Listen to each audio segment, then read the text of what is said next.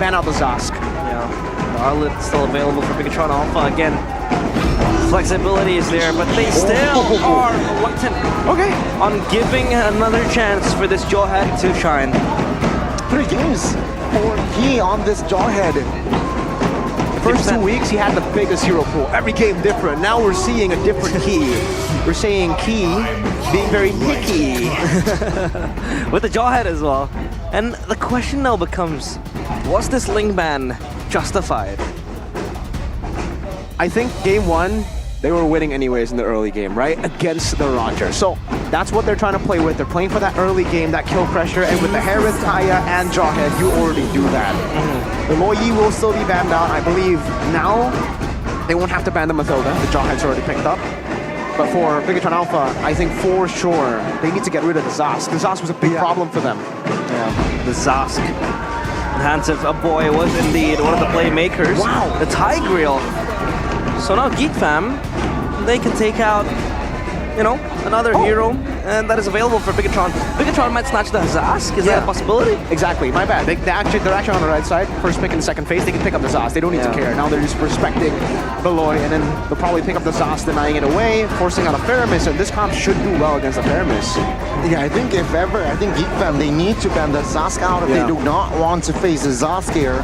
But then you give the Lilia over to you give a Faramis over to Btr, because at this point they're playing their game, right? They're like, you ban Zosk, we pick Faramis. You ban Faramis, we pick Zosk. If you don't ban both, Zosk-Faramis matchup, no problem for us. It's gonna be neither. Yeah, they go for Vexana instead. Or imagine, right? Btr say, nah, we're just gonna go Arlet here and then pick Aurora last again. Same comp. Same comp as game number 1. Geek Fam, they happily take the Zosk. Yeah, they take the Zosk and then they end it with Terizla Rome again. And we're seeing game 1. Game 1, leg number 2. But now Btr Alpha, what do they want to conclude? They will take away the Zosk. So yeah, for Geek Fam, a Faramis comes to mind. But this Lunox will most certainly not be flexed. Yeah. I think an Aurora could work too, to be fair, right? It's a good pick against the Zosk. And the Faramis, the Hayabusa can bait out that Netherrealm quite easily. And for Btr, they already are playing for pickoff, so if you want to clump up together, you get picked off once, it'll be a big problem for the Faramis. They can also just go Lilia, by the way. Stop the Zosk all the way from the start of the game. Use that mid-prio to rotate over to stop Btr Alpha from getting the early game pressure with the kill pressure they already have with this composition. Wow. Last 2 picks for Geek Fam, Terizla and Faramis. Only losing out that Zosk in the hands of Btr Alpha, so almost a replication of game number 1. Terizla rolled, no? In the hands of Baloyski. Let's see though. What will go? What will Btr choose here for that last pick? Arlet again? Arlet. Honestly, they can go export too, right? Against the Terizla Eden.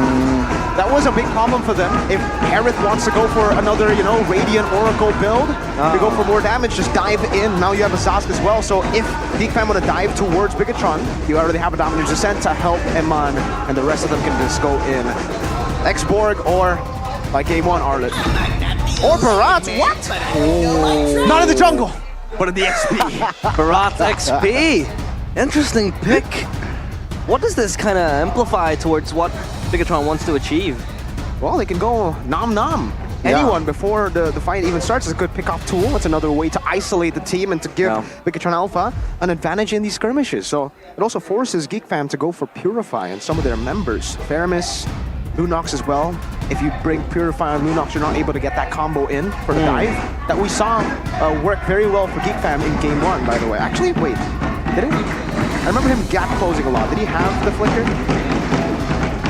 The Barats. Interesting now. A pick that goes in the XP lane. Almost abandoned and forsaken. And now makes its own appearance. Extinct no longer. As we will go to Land of Dawn. Geek Fam against Btr Alpha down to the last wire. Will Geek Fam pull out their kryptonite powers, or will Btr Alpha end this with a 2-1 and still flawless in regular season? Here we go, Geek Fam against Btr Alpha. Yeah, they beat one Titan yesterday. Will they beat another today? Let's see this best of 1 in Btr or Geek. You can see the differences already. By the way, yes, the Lunox went flicker, game 1. It seems Btr Alpha tried to bait out that Purify away, or Purify out, so that he doesn't go for the Flicker, but Jadera still wants to go for the Flicker anyways. He'll be quite vulnerable to Barat if Super Luke can target him properly with the with the Detona's Welcome. Our boy's taking a different route with the Faramis with the Lethal Ignition here instead of the Impure Rage. Moreno went Impure Rage last time, so he was playing more to enable the team. Our boy's going to be playing to carry the team with the Lethal Ignition. And the Inspire too, so yeah, really just going to try to spam those abilities. Keep. See here, oh, good ejector on towards a boy. The damage will come through. It's Bigatron collapsing in that early, finds the first blood. And with the Shadow Kill activated. Oh, Quad Shadow does not really find the mark there. Vincent looking for a trade, does not get it. Oof, Vincent almost with a heroic play, and this is the problem with Bigatron, is the fact that they have so much kill pressure and kill threat that can really spade out the Netherrealm later on when the Faramis does have it. And it's all evident in Super Ken getting that first blood already, rolling around in Bigatron Alpha. It definitely is a problem here for Geek Fam, the fact that that kill pressure, even though they've gotten the Terizla as roam, someone with damage reduction, seems like it's still a problem. Even in the early game, Super Ken can force out a Flicker like that, force out the fights. And that's really what is special about this Jawhead. You can force these pickoffs like it's nothing. Yeah, another Jawhead again. The hands of Key was quite substantial, especially looking for the ejectors, the pickoffs, and just isolating the members of Geek Fam into such terrible positions, throwing them, tossing them back to the lineup of Bigatron Alpha. Now they prepare for the Turtle Dance, and Geek Fam, they have to be prepared for this. Beloyski level 4 has the penalty zone. See, yeah, Moreno as well. Oh, good onwards as Earth Shatter there, on towards one. Key will fall first. Now with the Dominus Descent, it will zone out multiple members of Geek Fam now. Whoa. With the blink as well, Geek Fam trying to stabilize. Beloyski very low, needs to be careful here. As Bigatron, no window for an engage. Super Cam perhaps with the Cloud Shadow looking for a damage. Shadow Kill, Netherrealm to save Geek Fam formation. Now Super Luke soaking damage. Goblins will be taken down, but then now in wall form, Vincent will secure that kill. Neutral objective take for Geek Fam, and also equalizing on kills. It was a big win here for Geek Fam. Bigatron Alpha were trying to bait out some of these resources, but Geek Fam did not bite on the bait. Well played to them. And Bigatron are just utilizing the kill pressure now to relieve some of the pressure and to actually force out Jadera to lose that cannon. Yeah, he's not going to get it. Yeah, missed on that important goal as well for Jadera. And Bigatron Alpha, at least, again, the kill threat is so apparent in the lineup that they have. Key again, such a menace, always so prevalent in his movements. And a boy unable to really play that aggressively, but you would expect him to really function. And now in that bottom lane as well, Emma not losing out that much against Jadera. Again, this Harith and Lunox lane 50-50 still, but the Harith does an insane amount of damage as Jadera already getting his hands on that glowing wand, and Gobs under belt for that extra tankiness and also the damage. You can also see Vincent go for the tough boots, adding more magic defense obviously against Emana and Moreno, but mainly I feel like it's a tenacity as well to escape from the CC lockdown that BTR have. So far, BTR not as successful as they were in Game 1. Penalty zone committed. Key receiving a lot of damage. They're forced to use that Flicker. That will be info for the next Turtle fight. Yeah, they expended Key's Flicker, but at least Geek Fam, they lost their penalty zone. Take a look at the audience prediction still. Faithful believers of Geek Fam pulling up an upset. After the win yesterday, it definitely swayed the odds, especially after Game 1. It feels a lot of people are believing in Geek Fam's process and building this good, or scary lineup rather. Key no Flicker, just scouting. Oh, good ejector. He though will be the distraction as the Turtle claimed by Bigatron now in the fights. Netherrealm pops as well, will force Super Luke to use that Flicker. Vincent cannot close the gap here. It's a 1 for a Turtle. Oof. Netherrealm again saved the players of Geek Fam, but now Super Luke subject to an incoming dive. Can Moreno save him? Let's see for BTO technically. The Dino Man trying to survive, trying to tank, will fall. Dominus Descent here. Moreno actually might be the second casualty as Vincent picks up the double. It was supposed to be the savior, and he falls victim to the onslaught of Geek Fam. Tried to react to the play, tried to go and outplay Geek Fam despite not having another realm. They're still very sustainable. Beloyski on that Terizla doing work. Look at that. Oh, that's all force.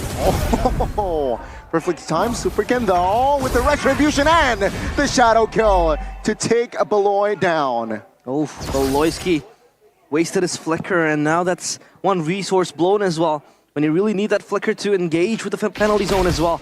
So Beloyski, at least this time around, they know they can be more cautious on the Terizla as well. Now the items, anything in particular, Mirko? That's the Windtalker and the Thunderbolt here, actually, for Vincent.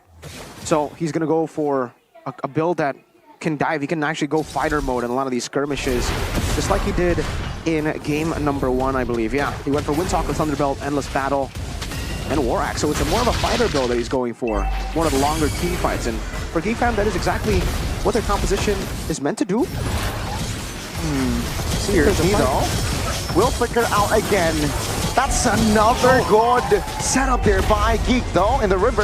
Now the realm pops to pull Luke out here. And Geek Fam, will they have enough firepower to find another engage as the last turtle in the Land of Dawn will spawn? This is a much cleaner game coming in from Geek Fam. They are able to dictate the tempo and also just space away the players of Bigatron Alpha. Beloyski dropping low and the turtlenecks in the menu. Beloyski peeling, penalty zone committed. Oh, Super Ken still finds her turtle as well as Beloyski. Now Vincent in trouble in the midst of it all. But Scobbs saves the day. Vincent. Now Super Ken taking down Vincent in the bottom side of the map, trying to survive him on. Taken down. It's going to be Chidera and Gobbs. Tag team on towards Key here. Immobilized, and Key will fall to the hands of the Primal Wrath from Gobbs. Ooh, Geek Fam, they are on a rampage, and Super Luke in the wrong side of the tracks. Yeah, he wants to die there. Oh, Moreno though, a little overcommitment move. Punished again. What is going on? The Red Terminators, they're not looking very sharp. Mirko, unfortunate experience for Bigatron Alpha. What's happening? He basically got wiped out. It was a Super Kid respawning that prevented the wipeout, but all 5 of their members fell there over chasing, and again, in panic mode it seems, in that skirmish. We're not composed at all. Geek Fam, though, on the other hand, very composed, very patient with how they were taking the fight. Again, utilizing their resources to bait out the longer team fight from Bigatron Alpha, to bait out a lot of these resources, and they were able to do so. Supercan not able to actually go in with the shadow kill. Eman got the Zaman Force out, but the damage was just not enough to take them down. And even Vincent survived for so long, guided them, baited Super Luke to go all the way. Key on this Jawhead so far, not nearly as successful, not even close to how oppressive he was in game 1 or even game 2 so far. Yeah. He's been on the receiving end on the pickoff. 0-4 and 2, bottom lane. Ooh, this time around it's Geek Fam on the rampant penalty zone. Yep, Purify pops as well. Vincent's man, when he's on a Roger, it hits different. And now Geek Fam, they will try to step on towards the gas. Super Ken and friends though, they will try to find a trade. Flicker from Beloy. They will shift their focus to the Lord. And again, Geek Fam calculated moves, able to set up the gank against Iman, just spacing him and zoning him out. And now the Lord, they speed it up, they get it, uncontested. No contest whatsoever, not without Iman, who definitely misplayed there. Maybe it was a miscommunication with the rest of the team. He dashed forward, used the Zaman Force, tried to go for maybe a pick, maybe it was Key's call, but not too sure. Still with the favor boots, by the way, here in the 9th minute of the game. Does seem like forward Jawhead for Key. He is severely behind in gold. Had to go for a lot of the components instead of finishing off the items. Steel leg plates, even the components from the Athena shield, and then the leather jerkin too. Now he finally has that Athena shield. He just built it as we spoke. Glowing one on the Divine Glaive. Still super far behind for everyone. Like everybody's far behind. I think the only one that's like not too far behind is Super Ken and Super Luke. They're only behind by 500 gold. Even for Harith, technically the gold isn't too far from Lunox, but the fact that the Harith doesn't have the lead means that he is the one behind. He should have the Holy Crystal by now, as we remember from game number 1. That was the timing for him. The Geek Fam are the ones just pushing on the pedal, going all the way, sieging these turrets down, and Bigatron can't really respond. They're just gonna have to take it one by one, sacrificing a few of these turrets away. They need to wait for a good counter initiation, maybe Key tosses the backline of Geek Fam into the waiting arms of Bigatron Alpha, or maybe they get a very good assassination towards Chidera. But again, Geek Fam, they have been moving in unison as one unit, just not splitting up and getting the engages as well. The Lord marches down bottom, and Bigatron, they will defend it with that turret passive as well. So now, it's going from bad to worse from Btr Alpha, but at least they're able to defend the important turrets in that mid lane as well. They need that standing to get even more map control, because the jungle has been invaded by Geek Fam, and Geek Fam, they happily will plunder whatever they can take in the jungle. It's just a slow game for Geek Fam. They know they got the game under their belt at this point. Btr Alpha are just waiting to scale. It's the opposite of what happened in game 1, right? Now Geek Fam are the ones pushing in, but thing is, Mpl, flicker penalty zone, on towards 3, the damage is there, and it's enough. Never round popped as well, and the ejector play finds him on. Geek Fam, they've managed to click 2 players of Btr Alpha. This is what they're good at. Divine intervention and also upsets, and this might happen right here. So close to knocking down the base turret, but Supercan, Key, and Super Luke stands in their way. For the win, to taint Btr record. Let's see, it's a baby dino. Daytona's welcome will not go to his way, and that will be Geek Fam taking the base turret top side now. They will focus on the Lord again. That's a small dino, and Geek Fam, they don't force the issue. Again, playing so well. Need, and in accordance as well, to not really force the end, as they can, you know, experience a turnaround as well that they get, that they were able to give to Bigatron last in game number 1. 5.3k gold lead with a composition like this. Look at Vincent. Players gold, 9,500. Was it a mistake to leave it open?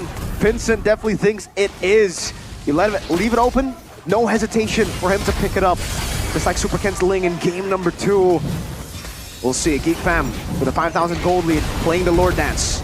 Oh, could be so close. One engage is all it takes to turn the game around. The Lord still just being poked by 2 of the teams in this Land of Dawn, and now Aman, he has to step up quick. He looking for the ejector, but not finding it. Again, just prolonging this dance, and Geek Fam, they choose to disengage slowly. Taking their time. They have a slow push built in the bottom lane. They're not in any rush. They have the close lane pushing as well. Very slow. Bigatron will have to deal with a lane in the bottom lane there. It's a big slow push. Eman will be sent there, and this would be the green light. This will be the green light for Geek Fam. To go for it, there you go. Yep, boys keep very low though. Shadow kill instantly committed. Oh, another round now will be popped. Wow. Now Bigatron looking to reposition themselves. Super Ken will find the kill as well. Now the backside of on will fall by the hands of Chidera. Now Chidera falls as well. Good ejector to disengage. Super Ken has to shut down. Vincent, a boy, tag teaming, finds Kane. Vincent again on a roll. The Dino is in trouble, but survives. And the Lord will go to the hands of Geek Fam, but what will they do with this Lord? I don't know. What is a dino to a wolf? And Vincent goes ham. Bigatron, they lose 3. But still, it's an even trade, but at least for Geek Fam, they get the Lord marching in. And Super Ken and Super Luke, the super duo left to fend off the pushes and the Lord coming into the base. It was a great fight by Btr Alpha. They were able to just go back and forth constantly in the fight. Luke using the Detona's Welcome to escape from the initiation, escaping. Meanwhile, you know, Eman obviously coming into the team fight from a different angle, losing his life still, but the fact that Super Ken was able to go jump back and forth, Moreno was peeled for such a long time, gave Geek Fam the Lord, yes, but a weird team fight. Geek Fam do really well in the team fights where they are the ones to dive. They're the ones to force Btr Alpha to be locked down. If Btr can somehow maneuver like that, they actually have ways to win the game in the late game, which is surprising considering, again, Geek Fam, they have a Roger, they have a Lunox. Moreno scaling up. That's a big problem, or a problem. I wouldn't say massive. I wouldn't say it's big right now because they were still able to handle it quite well, and now Super Ken won't have the purple buff too. It was taken away. I think it was a steal from Vincent? No, he didn't steal it. Who took the purple buff? Chidera. Chidera. That was able to take it. Oh, Boys. zone. All alone penalty zone. He's low. No, it is set though. We'll find the mark. It's a 5v4 on push. Knowing that Beloy will go out in 30, this is the window for Bigatron to find another member. That was a great decision by BTR. I thought for sure, you know, they wouldn't have gone for that. Geek Fam still have the Netherrealm and Lloyd still had the Flicker. But BTR, that was, I guess, just very unexpected for Moreno to dash forward with the Dominator's descent like that.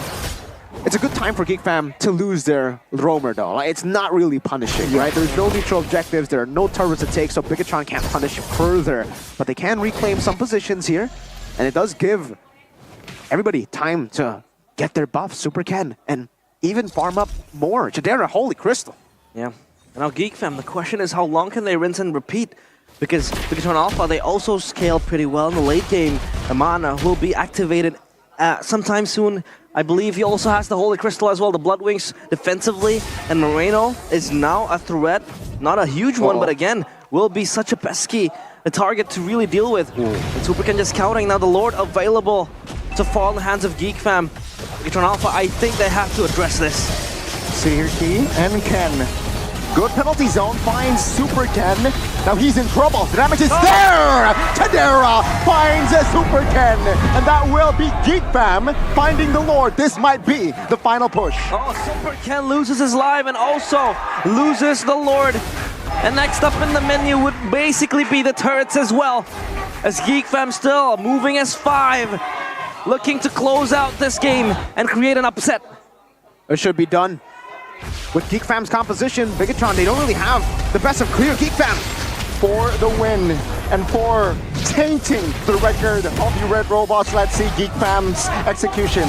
Boloyski jumps in. Help HB. I'm on here. Looking for the clear in the bottom side of the map here. Lord, oh my goodness. Boloyski with the penalty zone. He goes down and Montiel. Now the base turret should be the agenda. And Geek Fam defeating another Titan in MPL ID. Yesterday was Onyx. Now this time, it's a Red Robots. The Titans layers, they dive to murky waters as they taint the flawless records of the robots. Malfunction, they go.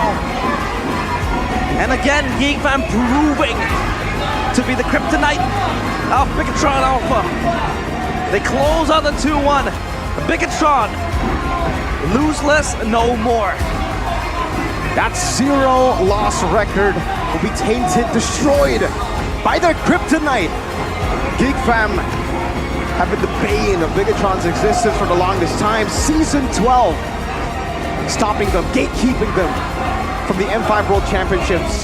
Season 13, knocking them out of the lower brackets 3-0, and today, making them lose that crisp 0-loss record. 2-1. With a phenomenal performance. Ah boy.